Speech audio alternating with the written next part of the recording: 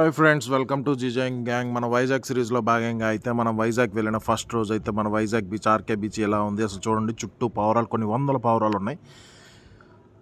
జీవితంలో డబ్బు సంపాదించాలి కానీ కేవలం డబ్బు ఒకటే కాదురా బాబు. అప్పుడప్పుడు కొన్ని ఇలాంటి వెకేషన్స్కి లేదా ఇలాంటి ఎటైనా టూర్కైనా ప్లాన్ చేసుకొని వెళ్తూ ఉండండి. జీవితం మొత్తం ఆ డబ్బు సంపాదించడానికి 365 రోజులు ఆ డబ్బు సంపాదించుకోవడం పెట్టుకోవడం కాదురా.